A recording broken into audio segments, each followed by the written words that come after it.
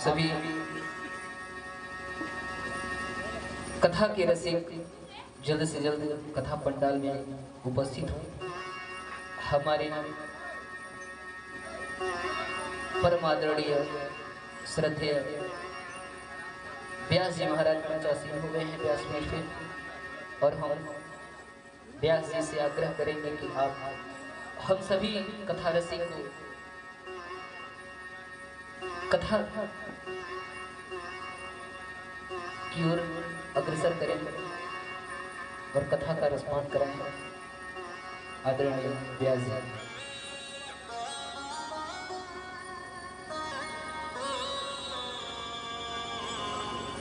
हरि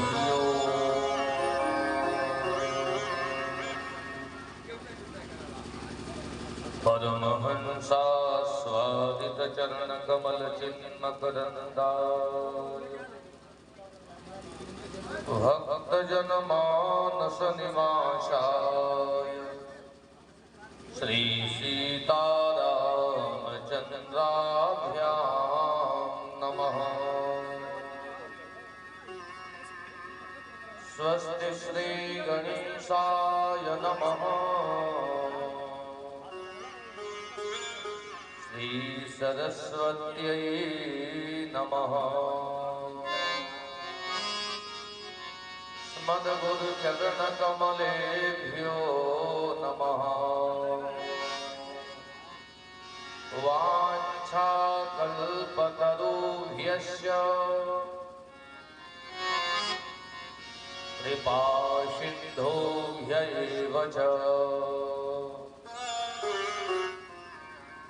पतितानां पावनेभ्यो वैष्णवेभ्यो नमो नमः।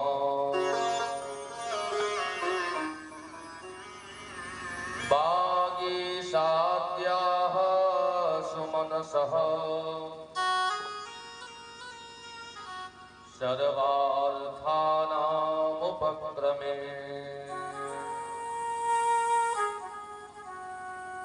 यं नत्वा कृतकृत्या स्युः तं नमामि गजाननम्। आगच्छ वायुसूनो त्वं मया श्रीमद्भागवती कथा प्रारभ्यते भव श्रोता गृहाणाशनमोत्तमा। यः स्वानुभावमखिलश्रुतिसारमेकम् अध्यात्मदीपमतितिर्षतां तमोऽन्धम् संसारिणां करुणयाः पुराणगुह्यम् तं व्यासशोनमुपयामि गुरुं मुनीनां। नारायणं नमस्कृत्य नरं चैव नरोत्तमम् देवीं सरस्वतीं व्यासं ततो जयमुदीरये। कान्तिः स्थितामृषतिनिन्दितसारबिन्दो यत्रैकतो विलसिताङ्गशोभा वृन्दावने विकृतया मुनगाङ्गसाङ्गम् श्रीराधा मुकुन्दयुगलं तदहं नमामि। श्रीराधा मुकुन्दयुगलं तदहं नमामि। निगमकल्पतरोर्गलितं फलं शुकमुखाद्रमितद्रविषंयुतं पिबत भागवतं रसमालयं मुहुरहो रसिका भुवि भावुकाः। आइए भगवान की कथा के पूर्व हम सब लोग मिलकर के भगवान के नाम का 2 बार संकीर्तन करें, जिससे हमारा मन और वाणी दोनों पवित्र होकर के प्रभु के कथा को श्रवण करने में लग जाए। आइए हम सब लोग मिलकर के संकीर्तन करते हैं। हमारो धन राधा श्री राधा श्री राधा, हमारो धन राधा श्री राधा श्री राधा, हमारो धन राधा श्री राधा श्री राधा, हमारो धन राधा श्री राधा श्री राधा, जीवन धन राधा राधा राधा राधा राधा, परम धन राधा राधा राधा राधा राधा, हमारे धन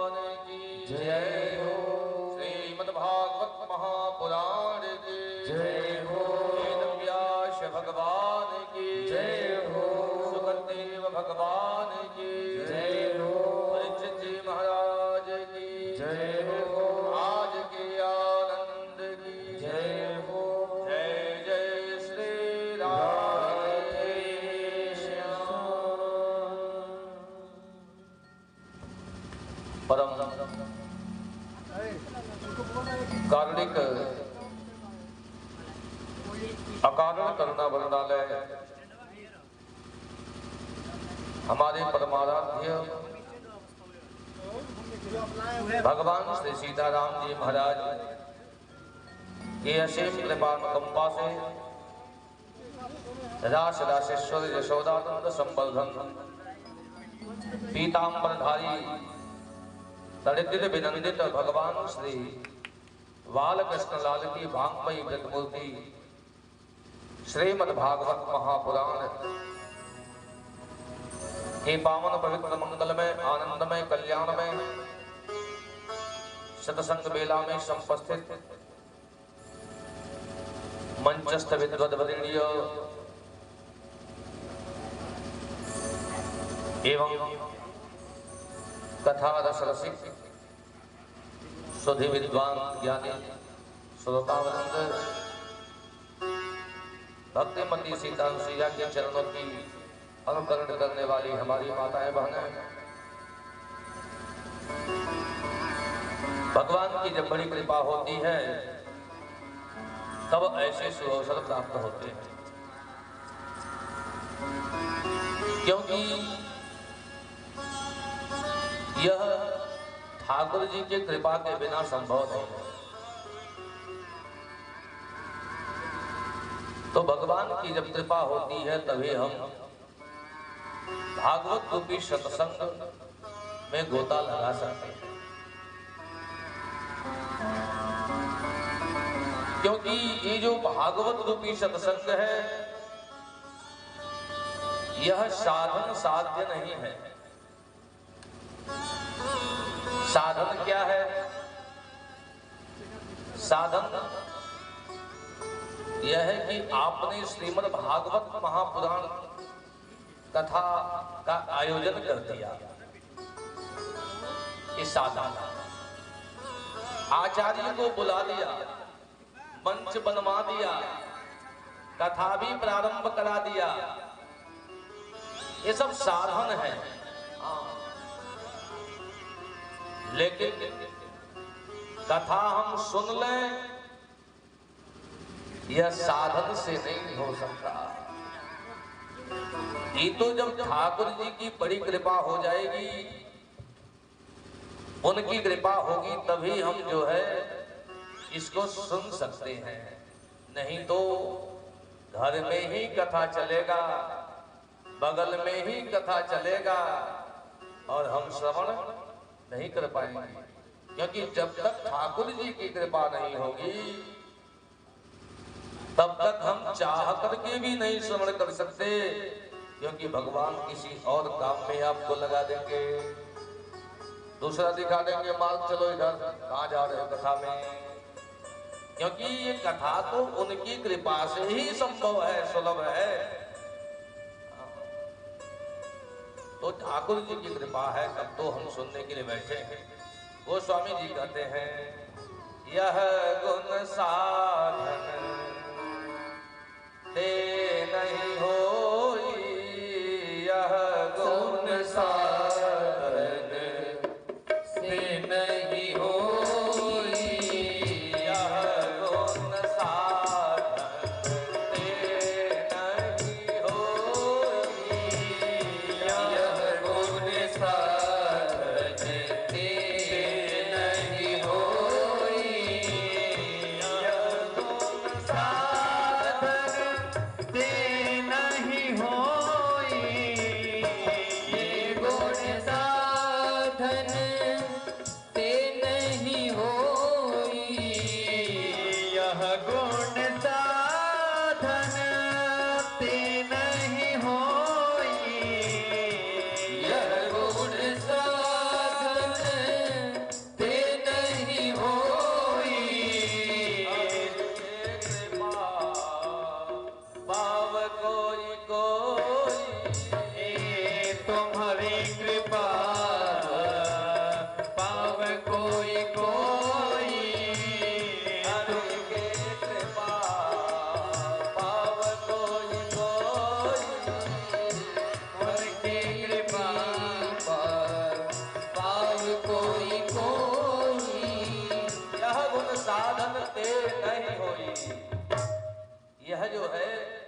साधन साध्य नहीं है, हरि की कृपा पाव कोई कोई। ठाकुर जी की कृपा किसी किसी को प्राप्त होता है, यह साधन साध्य नहीं है। नहीं तो महाराज घर में ही कथा होगा और ठाकुर जी की कृपा नहीं होगी तो हम नहीं श्रवण कर सकते। एक कृपा साध्य है। तो कल के सप्ताह में बड़ा सुंदर प्रसंग चल रहा था कि भगवान श्री कृष्ण हस्तिनापुर से द्वारिकापुरी के लिए प्रस्थान करने वाले हैं। ऐसे समय में अर्जुन आ जाते हैं चरणों में और कहते हैं प्रभु महाभारत का युद्ध हुआ, उस युद्ध में आप हमारे सारथी बने रहे, हर वक्त मेरा मार्गदर्शन करते रहे, और आज आप जा रहे हो द्वारिका। तो देखो प्रभु मैं तो आपके साथ ही चलने वाला हूं, आपके साथ मैं भी चलूंगा। भगवान ने कहा ठीक है चलो। तो अर्जुन ने कहा प्रभु महाभारत के युद्ध में आप हमारे सारथी रहे हैं, तो आप यहां से द्वारिका के लिए प्रस्थान कर रहे तो मैं सारथी रहूंगा। तो अर्जुन सारथी हो गए भगवान के। भगवान रथ पर विराजमान होकर के हस्तिनापुर से द्वारिकापुरी प्रस्थान किए। अब द्वारिकापुरी में जब अर्जुन पहुंचते हैं तो गोविंद का इतना प्रेम मिला, आनंद मिला कि अर्जुन भूल ही गए कि हस्तिनापुर भी जाना है। हाँ, हस्तिनापुर का सारा ख्याल ही भूल गए। 7 महीना तक जो है द्वारिका में रह गए अर्जुन। तब भगवान श्री कृष्ण ने बुलाया और कहा अर्जुन देखो अब मेरे भी जाने का समय हो गया है। ये समुद्र जो है द्वारिका पे आक्रमण इसलिए नहीं कर रहा है क्योंकि मैं हूं मेरे घर से, और पहले तो एक काम करो, ये जो हमारे परिवारी जन हैं इनको सुरक्षित स्थान पर पहुंचा दो। अब भगवान की बात मान करके अर्जुन भगवान के परिवारी जनों को सुरक्षित स्थान पर ले चलने का प्रयास कर रहे हैं। और इधर युधिष्ठिर जी महाराज हस्तिनापुर में हैं, रात्रि में शयन कर रहे हैं। इनको स्वप्न हुआ, कुछ अपशगुन दिखाई दिया। सुबह उठते ही जो है भीम को बुलाते हैं और कहते हैं कि गता सप्ताधुना मास भीमसेन तवानुजः। हे भीमसेन, आपका छोटा भाई अर्जुन 7 महीना हो गया है गए हुए द्वारिका, कोई समाचार नहीं मिल पा रहा है, और आज मुझे अपशगुन दिखाई दिया है कि लगता है कि कोई घटना घट गया है, इसलिए पता करो क्या हो गया, द्वारिका का समाचार लो। इधर अर्जुन भगवान के परिवारी जनों को लेकर के चल देते हैं। जब भगवान के परिवारी जनों को लेकर के चले, रास्ते में ही जो है यही गोविंद लीला पुरुषोत्तम अपने लीला के द्वारा जो है कुल भिल्ल का जो है अनेकानेक जो है स्वरूप धारण करके अर्जुन से ही युद्ध शुरू कर दिया। और लाठी डंडे के बल पर जो है गांडीवधारी अर्जुन को परास्त कर दिया और पराजित करके अपने परिवारी जनों को जो है छीन लिया। अब अर्जुन उदास हो गए कि एक काम गोविंद ने सौंपा था मुझे, एक काम जो है कि उनके परिवारी जनों को सुरक्षित स्थान पर पहुंचा दे, वो भी मैं नहीं काम कर पाया। मैं तो ये समझता था कि जो है महाभारत जैसे दुरूह युद्ध को मैंने जीता। ये मेरे पास गांडीव धनुष है, मेरे पास पशुपतास्त्र है, ये सब किसी काम में नहीं आए। लाठी डंडे से जो है ये हमें पराजित कर दिए। इसका मतलब जो है उस महाभारत के युद्ध में युद्ध को मैंने नहीं जीता था, वो तो भगवान श्री कृष्ण ही नहीं जीता था। आज इनको भान हुआ और वहां से रोते बिलखते अर्जुन चल देते हैं, आते हैं युधिष्ठिर जी महाराज के पास। युधिष्ठिर जी सिंहासन आरूढ़ थे। अर्जुन की दशा देख करके युधिष्ठिर जी ने पूछा, बताओ अर्जुन क्या हो गया? तुम्हारी ये दशा तो बता रहा है कि जो है तुम किसी विपत्ति से घिरे हुए हो। कौन सा विपत्ति तुम्हें सता रहा है बताओ? क्या तूने किसी अबला स्त्री का सहयोग नहीं कर पाया? क्या तूने किसी विद्यार्थी को कुछ दक्षिणा नहीं दे पाया? गो दक्षिणा है तो मांग लिया हो? क्या तुमने जो है किसी गरीब असहाय का सहयोग नहीं कर पाया? तुम्हारी तो दशा वही हो गई। गतवित्तो यथा जनाः, जिस प्रकार किसी कंजूस व्यक्ति का वित्त हरण हो जाता है तो उसके मुख का शिकन बदल जाता है। अर्जुन क्या हो गया तुमको? किसी प्रकार ढांढस बांध करके अर्जुन ने कहा, भैया क्या बताऊं? हरिणा बंधु रूपेण देव विस्मापनम महा।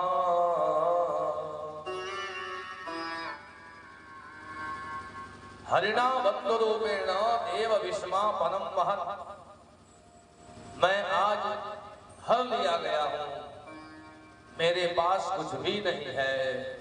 अरे मैं तो जिसको अपना बंधु समझता था, मैं जिसको अपना भाई समझता था, जिसको मैं अपना रिश्तेदार समझता था, वह आज हमारे बीच में नहीं है।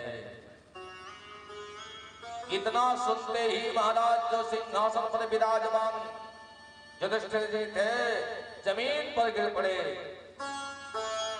और कहे, देखो जब गोविंद इस धरा पे नहीं है तो मैं भी यहां नहीं रहूंगा। और तुरंत जो है अपने नाती परीक्षित को राज तिलक कर देते हैं और स्वर्गारोहण के लिए प्रस्थान करते हैं। स्वर्गारोहण के लिए प्रस्थान करते हैं। सशरीर स्वर्ग में जाना हो तो भी रास्ता है। कहां से जाते हैं? तो देखो भैया बद्रीनाथ जाना पड़ेगा। तो बद्रीनाथ तो आप जा सकते हो। बद्रीनाथ से आगे माणा गांव,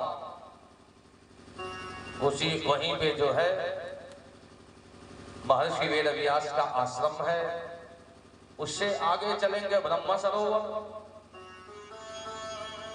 और उससे भी आगे निकलते जाएंगे तो वहां पे जो है संतों ने बताया है, शास्त्रों ने ऐसा बताया कि उससे आगे कम से कम 10 किलोमीटर और चलेंगे तो वहां से सशरीर स्वर्ग के लिए प्रस्थान करते हैं, जहां आज भी जाना असंभव है। ऑक्सीजन नहीं मिलता है, ऐसे स्थान पर दुरूह स्थल है। उस स्थान पे जाने के लिए, स्वर्ग में जाने के लिए चल देते हैं युधिष्ठिर जी महाराज। और जब युधिष्ठिर जी चले तो उनके पीछे जो है, उनके पीछे भीम हो गए, भीम के पीछे अर्जुन हो गए, अर्जुन के पीछे नकुल हो गए, नकुल के पीछे सहदेव हो गए, और सहदेव के पीछे द्रौपदी हो गई। सब चल दिए महाराज। अब कुछ दूर चलते चलते द्रौपदी थक करके गिर जाती है, चिल्लाने लगती है, स्वामी अरे रुक जाओ, मैं चल नहीं पा रही हूँ। किसी ने पीछे मुड़ करके देखा नहीं, सब लोग भगवान का स्मरण करते हुए आगे बढ़ते चले। द्रौपदी भी जो है वही भगवान का स्मरण करने लगी और स्मरण करते करते जो है अपने शरीर को शांत कर देती है। और आगे जब बढ़े तो अर्जुन, नकुल, सहदेव का भी शरीर नष्ट हो जाता है। भीम जी महाराज कुछ दूर और आगे चलते हैं, फिर जो है उस पहाड़ी एरिया में पर्वतों के मध्य में जो है ये भी गल जाते हैं। अकेले स्वर्ग के जो है उस द्वार पर युधिष्ठिर जी महाराज पहुंचे। युधिष्ठिर जी महाराज जब स्वर्ग के द्वार पर पहुंचे तो वहां एक विमान लेकर के विमान चालक खड़ा था।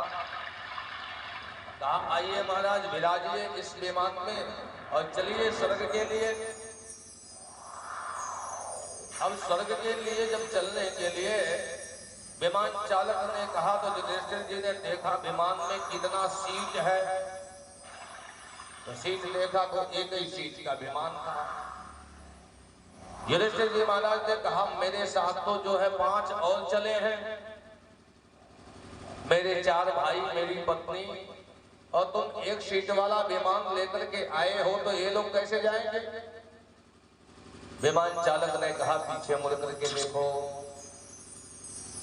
जब पीछे मुड़ करके युधिष्ठिर जी महाराज ने देखा तो युधिष्ठिर जी महाराज को कोई भी दिखाई नहीं दिया, बल्कि उनके पीछे एक कुत्ता खड़ा था। कुत्ते को देख लिए। जब कुत्ते को युधिष्ठिर जी महाराज ने देखा तो कहा, भैया मेरे साथ तो 5 और चले थे, कोई यहां तक नहीं पहुंचा, यही कुत्ता आया है, तो कुत्ता के लिए ही स्थान दे दो, कुत्ता के लिए स्थान दे दो। विमान चालक ने कहा कि देखो भैया, स्वर्ग में कुत्ता नहीं जा सकता है, कुत्ता के लिए स्वर्ग में कोई स्थान नहीं है। यहां तक लिखा है कि कुत्ते का दर्शन करने वाला व्यक्ति, स्पर्श करने वाला व्यक्ति भी जो है यदि स्वर्ग के मार्ग तक जा रहा हो और जैसे स्वर्ग में प्रवेश करना चाहता है तो कपाट स्वयं बंद हो जाता है। जीवन भर पुण्य कर्म किया हो, सत्कर्म किया हो, मृत्यु के समय यदि कुत्ते का स्पर्श हो गया हो और वह जा रहा हो स्वर्ग में, तो स्वर्ग का द्वार बंद हो जाता है। हाँ, इतना असंत कुत्ता होता है। मानो कुत्ते का पालन जो करता है उसके लिए शास्त्रों में जो है बड़ी कड़ी निंदा की गई है कि कुत्ता का पालन कभी नहीं करना चाहिए, क्योंकि कुत्ता और गदहा को जो पालता है वह नरकगाही गामी होता है। हाँ, कुत्ते को भोजन देना चाहिए। कहीं अस्वस्थ पड़ा हुआ है कुत्ता, बीमार है, मरने वाला है, तो उसकी सेवा कर सकते हो, उसको औषधि दे सकते हो, उसका इलाज करो, स्वस्थ कर दो। स्नानादि क्रिया से सचैल स्नान करने का विधान है कुत्ते का स्पर्श हो जाने पर। सचैल माने जिस कपड़े को पहन करके आपने स्पर्श कर दिया उस कपड़े सहित स्नान करो और फिर जाकर के अपने मंदिर में धूप कपूर आदि दिखा करके भगवान से प्रार्थना करो, हे ठाकुर जी कुत्ते का स्पर्श हो गया है, क्षमा करिए, और फिर गायत्री मंत्र का जप करके जो है उसका प्रायश्चित करो। हाँ, ऐसा ध्यान है। अब कुत्ता पीछे खड़ा है, युधिष्ठिर जैसे धर्मात्मा ने कहा कि कुत्ते के लिए स्थान दो, और स्वर्ग में कुत्ता जा नहीं सकता। अब क्या हो? युधिष्ठिर जी ने कहा कि देखो भाई, यदि कुत्ते के लिए स्थान नहीं दोगे तो मैं भी नहीं जाने वाला, क्योंकि आए तो मेरे साथ बहुत लोग, यही कुत्ता बचा। अब तो महाराज जिद कर दिया। इसलिए हमारे संत महात्मा लोग कहते हैं कि कभी कभी जो है संग जो है अच्छे लोगों का कर लेना चाहिए। यदि अच्छे लोगों को आप संग कर लेते हैं ना, तो हो सकता है कि एक दिन आपका जीवन बदल जाए। इसलिए अच्छे का संग करना चाहिए। एक बात बताएं, एक बार की बात है, आप देखे भी होंगे, गांव में एक कीड़ा होता है भौरा, काला कलूजा, देखे होंगे भौरा। और उसी प्रकार का एक और कीड़ा होता है गुबड़ौदा। भौरा और गुबड़ौदा में बहुत अंतर नहीं होता है, एक ही जैसे लगते हैं दोनों। एक दिन एक भौरा, एक दिन एक गुबड़ौदा जो है, आप जानते हैं गोबर इत्यादि में रहता है गंदगी में, तो गुबड़ौदा जो है गंदगी को ढकेल करके ले जा रहा था, और उधर से उड़ते हुए एक भौरा आया। अब भौरा ने जब गुबड़ौदा को देखा तो कहा, भैया ये तो अपने बिरादर का है, अपना ही भाई है, ये क्या गंदगी ढकेल रहा है। आकर के उसके पास बैठा और कहा, देखो भैया ये तुम क्या कर रहे हो, अरे गलत काम है, ये नहीं करना चाहिए, चलो हमारे साथ। अब भौरा ने कहा चलो हमारे साथ। गुबड़ौदा कहा कि भैया हम कहाँ जाएंगे, हमको तो आनंद इसी में मिल रहा है, वो उसी में आनंद ले रहा है। भौरा ने कहा कि नहीं नहीं तुम चलो हमारे साथ। गुबड़ौदा जब जाने को तैयार नहीं हुआ, भौरा मजबूत था, जबरदस्ती गुबड़ौदा को अपने चोंच में दबाया, लेकर के आकाश में उड़ा। कभी कभी देखते होंगे ना, एक भौरा एक गुबड़ौदा को कभी कभी पकड़ लेता है, और कभी भौरा ही भौरे को पकड़ लेता है, ऐसा दृष्टि आपको देखने को मिलता होगा। तो उसने पकड़ लिया, अब पकड़ करके लेकर के उड़ा, और कहाँ गया, कमल के फूल के पराग में ले जाकर के गुबड़ौदा को बैठा दिया भौरा ने। क्योंकि भौरा को तो पराग ही अच्छा लगता है ना, सुगंधी अच्छी लगती है। लेके कहाँ गया, कमल के फूल के पराग में बैठा दिया। अब जब गुबड़ौदा कमल का सुगंधी पाया, पराग का सुगंधी पाया, आनंदित हो गया। अब उस आनंद में इतना निमग्न हुआ कि ये भूल गया, एक भाई आनंद लेने लगा। अब आनंद में भूल गया महाराज कि हमको कहीं और जाना भी है, तो जाए तो कहाँ जाए, नीचे पानी है। हाँ अभी समझ ही नहीं पावे, तो कहे इसी में आनंद है, आनंद लेते रहो। अब आनंद में भौरा तो जानता है ना भैया कि जैसे शाम होगा तो कमल अपने आप जो है बंद हो जाता है, जब भगवान सूर्य उगते हैं तो कमल अपने आप खिल जाता है। ये भौरा जानता है, गुबड़ौदा तो ये भी नहीं जानता। अब उसी में आनंद ले रहा है, तब तक शाम हुआ, भौरा बंद, गुबड़ौदा बंद। देखिए भैया ये तो जो है गुबड़ौदा है, नहीं जानता है। कभी कभी जो है ना, कभी कभी भौरा भी जो है इतने मस्त हो जाता है, इतना मस्त हो जाता है कि कमल के पराग को लेने में ये समझ नहीं पाता कि सूर्य अस्त होने वाले हैं, उसी में बंद हो गया। कौन बंद हो गया, भौरा। गुबड़ौदा की बात छोड़ो, अभी भौरा ही बंद हो गया। तो जब भौरा बंद हो गया तो भौरा ने सोचा क्या, कि रात्रि गमिष्यते भविष्यति सुप्रभातम्, रात्रि गमिष्यति भविष्यति सुप्रभातम्। रात बीतेगी, सवेरा होगा, तो क्या होगा, भास्वानुदिश्यति हसिष्यति पंकजश्री। भगवान सूर्य जो है प्रकाशित होंगे और एक कमल खिल जाएगा। ये सोच रहा है, बंद हो गया है तो। लेकिन हुआ क्या, इत्थं विचिन्तयति कोशगते तिरेफे। ऐसा विचार कर रहा है भौरा हुआ क्या, एक हाथी, बोले कृष्णचंद्र भगवान की जय। हुआ क्या, उधर से एक हाथी आया और हंत हंत नलने गजो जहारा, एकदम कमल के नाल सहित जो है कमल को उखाड़ा, सूर से मुंह में डाल दिया। अब भैया भौरा तो चकनाचूर हो गया, चला गया। सोच रहा था अभी भौरा तो है नहीं, इतना भी सोचे, बेचारा घुबड़ौदा है, कुछ नहीं सोच रहा था। अब तो हम गए, अब हम गए, यही सोच रहा था। सुबह हुआ तो यहाँ तो हाथी नहीं आया, बल्कि जो है एक माली आ गया। अब माली आकर के उसी कमल के फूल को तोड़ लिया। जब कमल के फूल को माली ने तोड़ा तो फूल को लेकर के पहुंचा कहां, वाराणसी में। और वाराणसी में बाबा विश्वनाथ जी की गली में लेकर के बैठ गया सुबह सुबह। और एक महान संत जा रहे थे उसी रास्ते से, उसी फूल को जो है खरीद लेते हैं, उसी कमल के फूल को खरीद लेते हैं। और फूल को लेकर के कहां पहुंच गए, बाबा के दरबार में। और उस फूल को चढ़ा दिया बाबा विश्वनाथ के सर पे।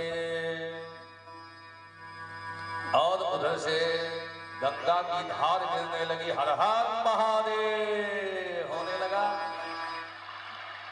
अब थोड़े देर बाद महाराज लाइट लगी, फूल की लाइट जो है, लाइट लगी जो है फूल पे, तो प्रकाशित होने लगा फूल। तो उसमें से धीरे धीरे धीरे धीरे वो घुबड़ौदा निकला और जाकर के बाबा विश्वनाथ के सर पे बैठ गया। हाँ, कहां बैठ गया, उनके सर पे बैठ गया। और गंगा का स्नान भी कर रहा है। तो क्या हुआ, एक भौरे का संग मिल गया घुबड़ौदा को। तो बाबा विश्वनाथ का दर्शन भी किया, गंगा का स्नान भी कर लिया। ये संग का प्रभाव है। तो कहते हैं संगत करिए ऊंच की,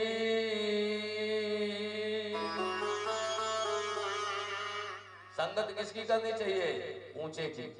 संगत करिए ऊंच की,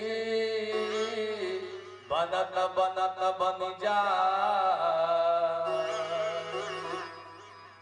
एक दिन शिव जी के माथे चढ़े हर हर गंगा नहार। तो ये संग का प्रभाव है। आज जो है युधिष्ठिर जी का संग कुत्ता ने कर लिया, तो कुत्ते के लिए जो है युधिष्ठिर जी ने विमान की याचना करते हैं। और जब जिद कर लिया कि मैं भी जाने वाला नहीं, तो उसी कुत्ते से भगवान का प्राकट्य हो जाता है। बोले कृष्णचंद्र भगवान की जय। गोविंद ने कहा युधिष्ठिर जी महाराज, मैं आपकी परीक्षा ले रहा था कि क्या आप करते हो। तो देखो भगवान के भक्त जो है ना, किसी भी परिस्थिति में जो है अपने धैर्य को नहीं छोड़ते, अपने धैर्य को नहीं छोड़ते। वो तो भगवान के भक्त है।